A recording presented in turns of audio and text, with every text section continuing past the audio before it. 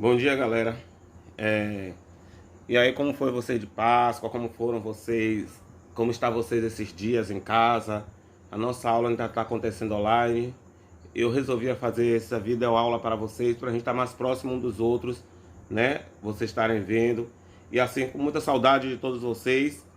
Mas no momento é necessário que nós estejamos assim um pouco afastados um dos outros, né? Por uma questão de saúde. A gente, a semana passada, nós começamos a falar sobre respiração. Não foi isso? Aí no livro a gente começou a falar sobre respiração. Então hoje eu vou dar continuidade à respiração. Mas eu gostaria que vocês ficassem um pouco à vontade. Eu vou começar a dar minha aula, eu vou fazer esse vídeo um pouco mais devagar, para que vocês possam estar compreendendo o assunto. Eu falei sobre a respiração, falei sobre os órgãos que compõem o sistema respiratório. Hoje nós vamos falar o que por que precisamos respirar. Vamos falar sobre, na verdade, os tipos de respiração, né, os movimentos de respiração. Vamos falar sobre a caixa torácica. Então hoje nós vamos falar agora por que precisamos de oxigênio, já que o oxigênio faz parte da respiração. Por que nós precisamos do oxigênio? Por que que nós precisamos do oxigênio? Nós precisamos do oxigênio, a gente sabe que a gente precisa do oxigênio porque o oxigênio, na verdade, ele está relacionado, o oxigênio está relacionado ao processo de liberação de energia dos nutrientes do nosso corpo. Ou seja, esse oxigênio, na verdade, ele encontra-se também obtido nas células, que é a glicose também. E aí, dentro nós temos o oxigênio, né? Do oxigênio a gente também tem uma fórmula que faz com que essa respiração toda ocorra. A fórmula primeiro a gente pode dizer que pode ser a glicose, o oxigênio, o gás carbônico, a água e a energia. Por que eu estou falando isso quando eu falo em gás carbônico, água, energia e glicose? Eu vou falar para vocês também sobre a energia da célula, a respiração da célula. Então toda a célula ela necessita, na verdade, também de uma respiração. Agora essa respiração, ela pode ocorrer, a respiração nossa humana. A respiração humana, ela pode ocorrer em dois níveis. Quais são esses dois níveis? Os dois níveis dos pulmões. Quais são? A respiração pulmonar, não é isso? E a ventilação também pulmonar, ou seja, é a ventilação mecânica. Essa ventilação que a gente chama essa respiração ou ventilação pulmonar, é a entrada e a saída do ar nos pulmões. O oxigênio, na verdade, ele é levado até os pulmões, onde será distribuído para todo o sangue do nosso corpo. Diferente um pouco da respiração celular. O que ocorre na respiração celular? Na respiração celular, o oxigênio chega até as células e quebra, na verdade, aquela molécula de glicose. E o que é glicose, professor? Eu não falei ainda o que é glicose, mas eu vou dizer a vocês que glicose é açúcar. Não vou mudar de assunto, mas só para vocês entenderem um pouco. Quando a gente fala em glicose, glicose é açúcar. Lembra que um dia eu falei na sala a vocês sobre a questão do mascar o chiclete, ou seja, aquela goma de mascar. Quando a gente está com certa fome, a gente vai chupar uma bala. Então aquela bala não necessariamente mata a nossa fome por completo, mas ela nos traz uma certa energia, um certo período de tempo, porque as nossas células conseguem captar, na verdade, aquele açúcar, aquela glicose. Então aquele pouquinho daquela glicose, as células fazem a quebra, na verdade, dessa substância, e aí a gente termina, de uma certa forma, se nutrindo. Entendeu? Aí a gente volta. A respiração celular, o oxigênio chega até as células e faz a quebra da glicose, obtida pela digestão, ou seja, dos carboidratos ingeridos, ou na alimentação, ou como eu acabei de falar agora, esses carboidratos também ingeridos junto com a glicose na alimentação, ou seja, um lanche que a gente faça, uma alimentação seja de qualquer forma. Então essa energia é liberada, na verdade, para o nosso organismo. Respiração pulmonar. Só um segundo para beber um pouco de água aqui, porque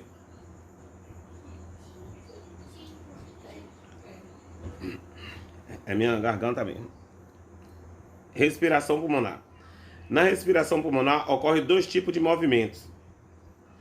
Esses movimentos a gente sempre escuta falar, mas vocês às vezes se confundem com que é o momento da inspiração e da expiração. Vocês já dão para entender mais ou menos. Quando o professor fala assim, inspiração, olha só, se vocês fizerem o exercício de falar inspiração e expiração, olhe como quando vocês falam inspiração, como o ar entra. E olhe quando vocês falam expiração, o ar sai. Então, o movimento de inspiração é a entrada do oxigênio nos nossos pulmões. Ou seja, logo pelas cavidades nasais, e aí vai passando pelas cavidades nasais, vai passando pela traqueia, e aí vai passando pelos brônquios, bronquíolos e alvéolos, para chegar até os pulmões. E nós temos a expiração. E o que é expiração, professor? A expiração nada mais é, nada menos do que a liberação do gás carbônico. Ou seja, a gente necessita do oxigênio para a manutenção do nosso corpo. E logo quando entra o oxigênio, a gente passa a expirar o gás carbônico que está, na verdade, em nosso corpo. Mas a gente vai lá. Na inspiração, o ar penetra pelas narinas e chega até os pulmões. Já na expiração, o ar presente nos pulmões é eliminado para o ambiente externo, ou seja, é eliminado para o ambiente externo. Só um segundo, aqui é porque meu menino está aqui perto, e aí você já sabe, né? Então, assim, na expiração, o ar presente nos nossos pulmões, ele é eliminado para o ambiente externo. Aí, então, vocês viram o que é que ocorre na inspiração e expiração. A diferença de inspiração para expiração. Todas as vezes agora que alguém falar com você o que é inspirar e expirar, você já sabe. Inspirar, o próprio nome já diz. Inspirar. Expirar para fora. Bora. Para a gente não confundir muito, lá na frente e adiante eu não tenho que falar sobre a respiração celular, eu vou logo continuar aqui, que é para poder vocês entenderem um pouco melhor sobre a questão da respiração celular. O que é uma célula, professor? A célula a gente pode dizer que é a menor unidade funcional da vida. A menor unidade funcional. Antigamente a gente dizia que era a menor unidade básica da vida. Hoje a gente diz que a célula é a menor unidade funcional, porque a menor unidade básica, nós sabemos que é o átomo. Quando a gente começa átomo, célula, e aí a gente vai tecido, órgão, e aí sistema, aí a gente vai adiante. Mas a gente fala que é a menor unidade funcional da vida. Ou seja, a menor unidade funcional da vida é a célula. Então a célula, assim, o processo de troca, que eu digo a vocês, de energia dos alimentos disponíveis para as células, essa energia ocorre em todas as células do nosso corpo. No interior da nossa célula nós tem várias organelas. Nós temos os ribossomos, nós temos centríolos, complexo de Golgi, mas nós temos uma primordial, aonde tem uma organela que é responsável por fazer, na verdade, esse processo da respiração celular, que são as mitocôndrias. As mitocôndrias, elas são responsáveis por fazer todo esse processo, ajudar no processo da respiração celular. Nesse processo da respiração celular,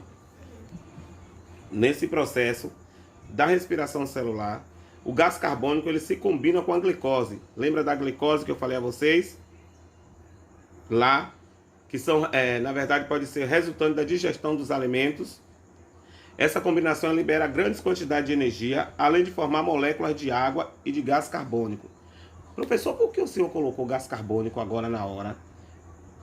Agora o senhor está tentando me confundir porque o senhor disse que a gente ingere o oxigênio e libera o gás carbônico? Muito bem. Olha só onde está presente o gás carbônico que a gente libera. Nas células do nosso corpo, todo o nosso organismo está presente o gás carbônico. Por isso que quando a gente diz que a gente libera o gás carbônico, quando a gente expira, a gente libera gás carbônico.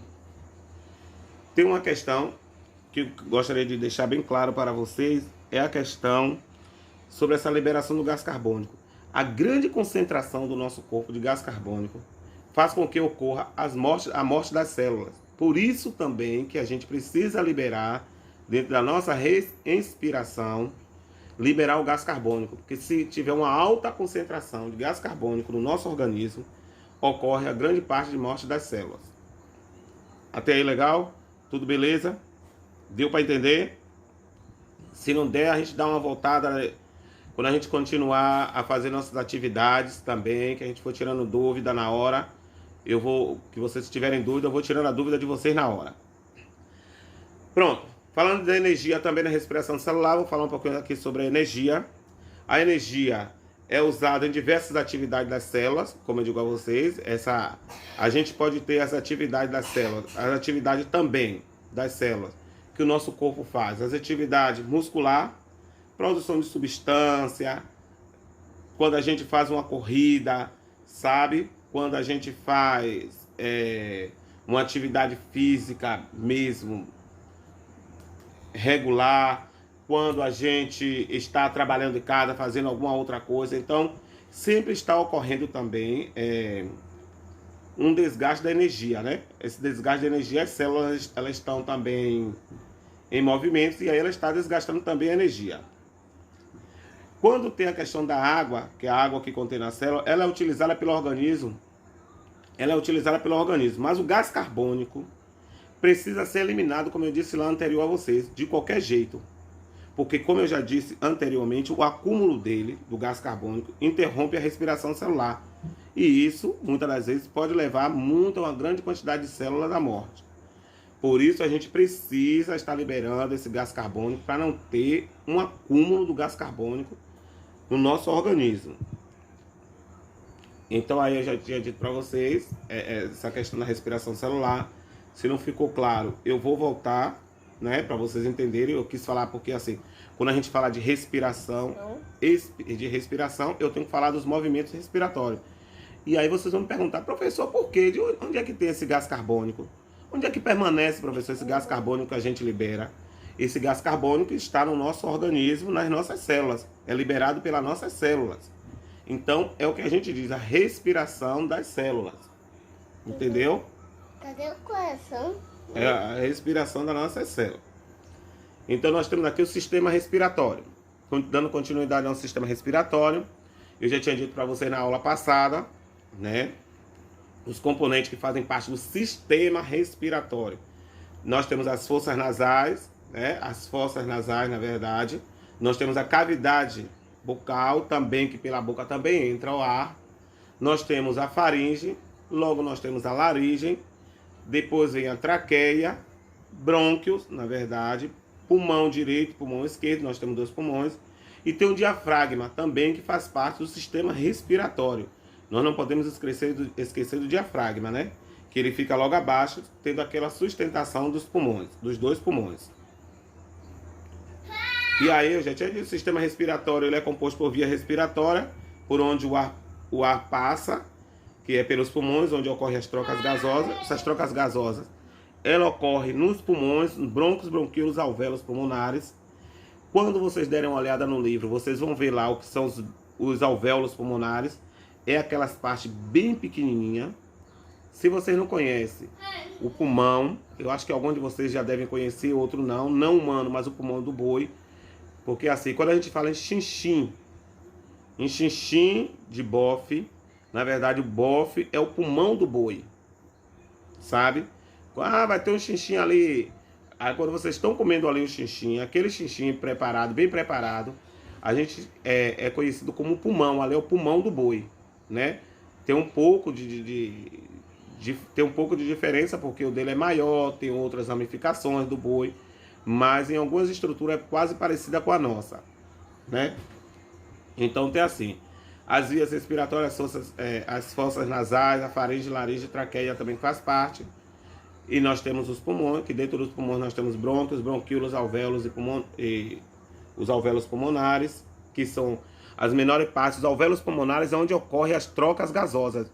É lá nos alvéolos pulmonares, naquelas partes bem pequenininhas, aonde passa o oxigênio e os alvéolos terminam captando, na verdade, o gás carbônico presente nas células que passam ali. É ali que vai passando. Nós temos as cavidades, as fossas nasais, isso aí a gente já viu na aula anterior, eu não preciso estar falando para vocês, né? Você está aí, fossas nasais, faringe, laringe, né? A traqueia, brônquios, bronquíolos, tudo isso faz parte, né? Aí no livro, gostaria que vocês dessem uma olhada numa imagem dos brônquios e bronquíolos, que é para poder vocês terem mais uma noção. Essas ramificações todas desses, como é que eu posso dizer para vocês, que a gente ainda vai dar isso, né? A gente vai dar sobre o sistema cardiovascular. Essas ramificações pequenininhas que tem nos alvéolos por fora, a gente chama de veias, artérias e... Pera ainda. Veias, artérias, só para poder me lembrar do nome... Veias, artérias e... Só um segundo. Não tem aqui no livro, mas eu gostaria de deixar para vocês, que é para você lembrarem quando estiverem, que vocês estiverem dando uma olhada e ver essas ramificações toda. Um segundo, que eu me lembro o nome agora. Pera ainda.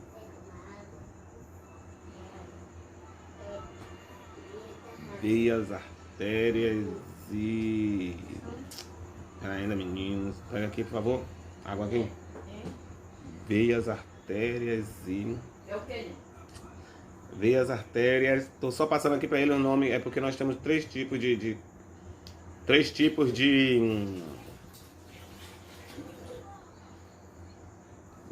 veias, artérias, só que aí não passa nem as veias, nem as artérias. Capilares. Pronto. Desculpa-me. Agora eu lembrei o nome. Na verdade, nós chamamos de capilares. São ramificações bem finíssimas que ajudam a ocorrer as trocas gasosas. São nos capilares. A gente chama isso aí de capilares.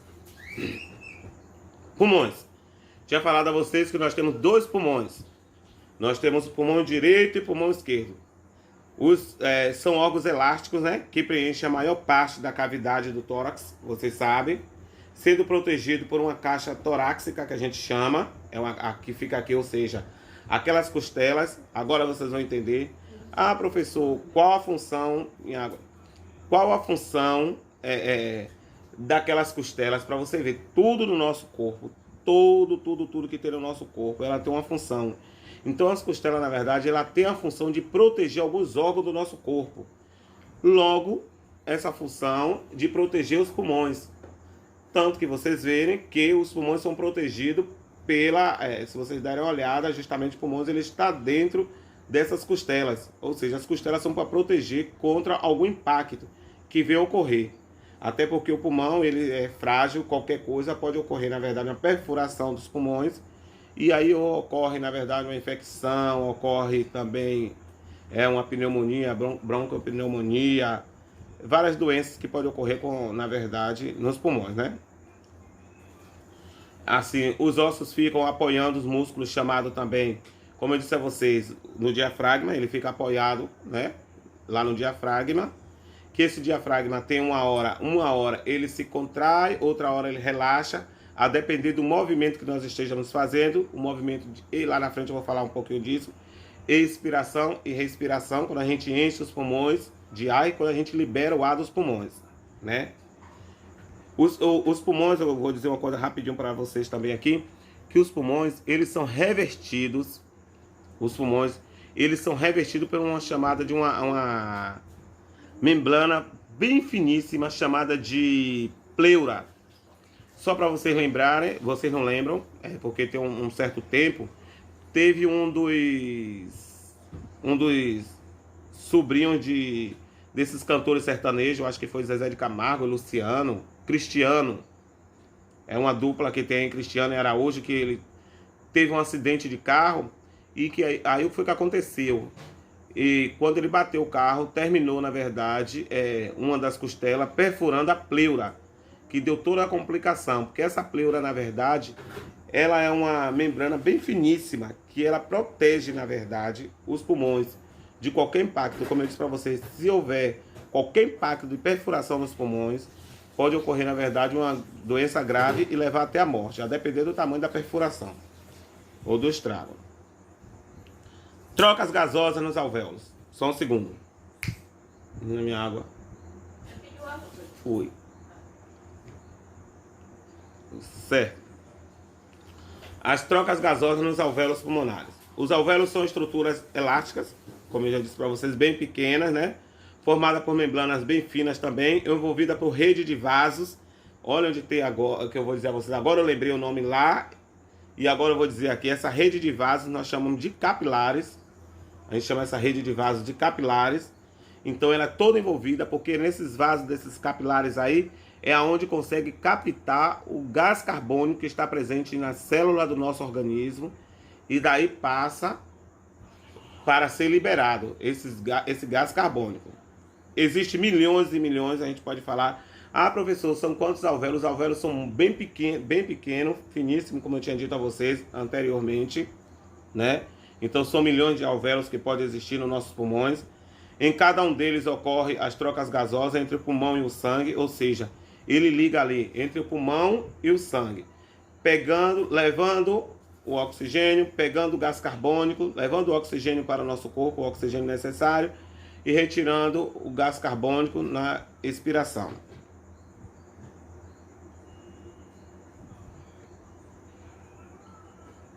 Nos alvéolos também ocorre a difusão dos gases, que é isso que eu disse a vocês. Essa difusão dos gases é isso que eu quero deixar bem explicado, para que vocês não tenham dúvida. Ah, professor, porque quando vocês falam na respiração, nesses movimentos respiratórios, vocês acham que é assim, automaticamente o ar entra e sai. Não é isso. Na verdade, ocorre uma difusão dos gases por diferença de concentração. Consequentemente, na verdade, a pressão dos gases, essa pressão dos gases, ou seja, um gás vai de um lugar onde está a maior quantidade de molécula para outro menos concentrado, para um outro local onde está a menor quantidade de moléculas, ou seja, menos concentrado. O gás oxigênio entrou, ou seja, tem menos quantidade de moléculas concentrado, ali ele vai, ou seja, aquelas ramificações, como eu falei para vocês, os capilares, vai absorver o gás oxigênio, o outro que está mais concentrado vai liberar o gás carbônico. Não é isso? Então eu gostaria que vocês soubessem que essas trocas gasosas, né, nos alvéolos pulmonares, ela não ocorre de uma forma aleatória. Ela tem todo um processo que ocorre. O ar não entra imediatamente, lá se mistura e volta rico em gás carbônico. Não é assim. O ar rico em gás carbônico, na verdade, é o gás carbônico que já está presente na célula do nosso corpo. E a gente ingere, na verdade, o oxigênio necessário, aquele que a gente necessita para a manutenção da nossa vida, no nosso corpo. O sangue também que chega aos alvéolos absorve também o oxigênio que expiramos da atmosfera. Esse oxigênio, como eu acabei de dizer agora, que a gente inspira da atmosfera, ou seja, ele termina absorvendo ao mesmo tempo, né? Em uma questão de milésimo de segundo, de uma parte menos concentrada, como eu falei anteriormente, a outra mais concentrada. Onde está mais concentrado, sai, que é o gás carbônico. Onde está menos concentrado, recebe o oxigênio, não é isso? Em tempo do sangue, assim, ao mesmo tempo o sangue elimina o gás carbônico no interior dos alvéolos, e esse gás então é expelido para fora do corpo por meio da expiração. Ao mesmo tempo ele também insere o gás oxigênio, que é necessário para a manutenção do nosso corpo. Mas o que eu queria dizer? Trocas gasosas nos alvéolos pulmonares. Eu falei, deixa eu dar só uma olhada aqui agora no livro, porque eu tenho que aqui folhear um pouquinho o livro. Vocês me dão um segundinho aqui, só para pegar o livro aqui, porque eu estava falando de acordo com o que estava aqui na minha mente, que eu já tinha botado meus tópicos aqui. Só um segundo. Livro. Pronto.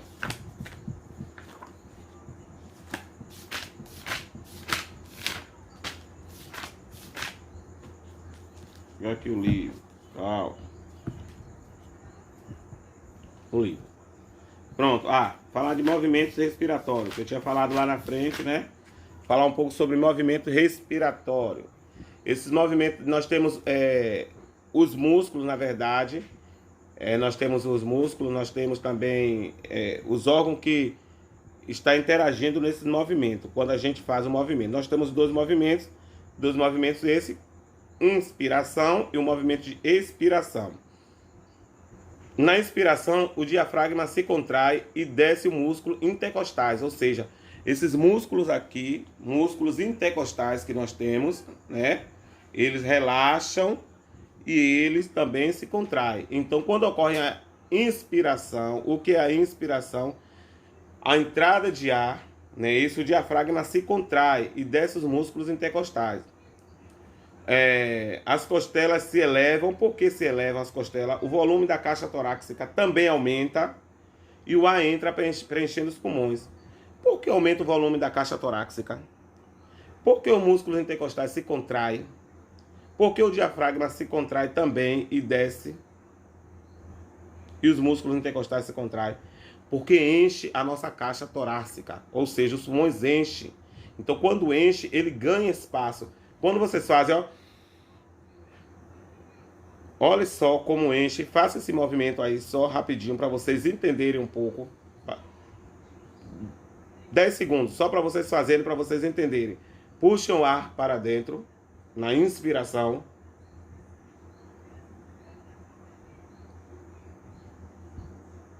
Viu como preencheu mais, como a caixa torácica de vocês encheu mais, e aí vocês viram que, na verdade, vocês ficaram um pouco mais com isso aqui, tudo mais suspenso, mais alto? É porque cria toda essa deformação quando a gente ocorre esse movimento. Já no movimento de expiração, movimento que a gente coloca o ar para fora, o diafragma relaxa. Por que relaxa? Porque ele não está sofrendo aquela pressão. Quando o diafragma se contrai, é porque os pulmões ele incha. Então, quando ele incha os pulmões, ele aqui pressiona o diafragma. Aí, quando a gente expira, que coloca o ar para fora, o diafragma pega e relaxa. Então, eu quero que vocês entendam. Movimento de inspiração e expiração. Porque eu posso estar pedindo a vocês e perguntando no exercício a vocês, o que vocês podem estar diferenciando para mim, né? É o que ocorre, na verdade, com os órgãos, com os músculos, na verdade, quando ocorre a inspiração e a expiração. E aí vocês precisam saber quando é que a caixa torácica se contrai, quando o diafragma ele relaxa, quando ele se contrai, entendeu? Se é no movimento de inspiração, se é no movimento de expiração. Tudo isso a gente precisa estar sabendo. Pronto. Continuando o movimento de expiração. O diafragma no movimento de expiração, ele relaxa e sobe, né? Porque a gente não está pressionando ele. O músculo intercostais também relaxam. As costelas se abaixam, porque a gente não está suspendendo ela com o enchimento dos pulmões. Elas se abaixam. O volume da caixa torácica também diminui. O ar sai e esvazia os pulmões. Porque nesse movimento o ar sai e termina esvaziando os pulmões. Perceba que nesse vídeo aqui é só o professor falando. Então é uma diferença de quando o professor está na sala. Porque quando o professor está na sala dando a aula, o professor sempre tem um aluno que levanta e faz uma pergunta. E o movimento da pergunta, o momento da pergunta é a hora que o professor dá uma pausa da fala. E aqui é só o professor falando, entendeu? Aí ele precisa beber muita água porque é minutos direto levando. Falando sozinho. Para vocês. Falando sozinho para vocês, né? Sem vocês estarem interrompendo. Seria uma boa que a gente fizesse uma live que era para poder, no momento da aula, nesse momento que eu estou aqui explicando diretamente, vocês poderem estar interagindo na hora. Pronto. Aí tem esses dois movimentos. Movimento respiratório. Inspiração e expiração. Né? Nós temos esses dois movimentos. Agora eu gostaria também de passar para vocês uma dica. Qual dica, professor? Antes de acabar esse vídeo, eu gostaria de passar uma dica da aula. Uma aula dada é uma aula estudada. Assim, pode até ter dúvida o aluno, mas todas as vezes que o professor der uma aula, fizer um vídeo desse, vocês precisam prestar atenção. Vai, volta, se não entender, volta de novo, sabe? E aí a gente entende, porque uma aula dada é uma aula estudada. e não volta mais atrás, sabe? Aqui vocês estão até tendo a oportunidade de voltar atrás com o assunto que eu dei. Mas, na sala de aula, quando nós estamos na sala de aula, você não tem essa oportunidade, porque eu já falei, eu já dei. Só se vocês voltarem para tirar dúvida. Outra coisa que eu gostaria de pedir a vocês também, sinceramente, é que vocês nunca faltem às aulas agora online, sabe? Porque aquele momento das aulas online é o momento que nós, professores, estamos tirando dúvida, conversando com vocês, falando no momento certo. Porque assim, quando passa do momento da aula, a gente não tem mais tempo de estar dando aula a vocês, porque a gente já está em outra sala. A gente já está com outro grupo da escola dando aula em outra sala. Quando eu não estou em outra sala dando aula, eu estou em outra escola, como vocês sabem. Então, assim, o professor também está trabalhando. Então, vocês precisam estar, não faltar aula, sempre fazer as anotações, sabe? Na hora desse vídeo, o que vocês não forem entendendo, porque na hora que o professor estiver com vocês, agora no grupo, vocês vão tirando a dúvida agora no grupo, entendeu? Melhor coisa que vocês têm para fazer na hora que vocês estiverem assistindo isso aqui, essa videoaula, vocês estarem anotando. Converse sempre comigo, tire sempre dúvida. Não fique conversando com outros colegas, sabe? Durante o vídeo que você esteja assistindo ou durante a aula que nós estejamos dando online. Não faça isso, porque vocês vão dispersar, não vão conseguir entender direito. Estude sempre em locais adequados, sabe? Um local bom, um local adequado, local bom. Não estude deitado, porque deitado a gente termina relaxando o corpo, a gente não fica um pouco muito à vontade para poder a gente entender o assunto. De preferência, sente, vá ao sofá, sente na mesa ou na biblioteca se você estiver em casa, em um local mais confortável. Percebam que o local onde eu estou dando aula é um local onde eu sentei e parei. É um local, para mim, que eu achei mais confortável. Entendeu? Para dar aula para vocês, né? Outra coisa, não deixe para assistir o vídeo à noite, sabe, de madrugada, virar à noite assistindo o vídeo, porque não vai ter, vocês não terão um bom resultado. Sempre assista o vídeo naquela hora, naquele minuto que o professor der para vocês assistirem.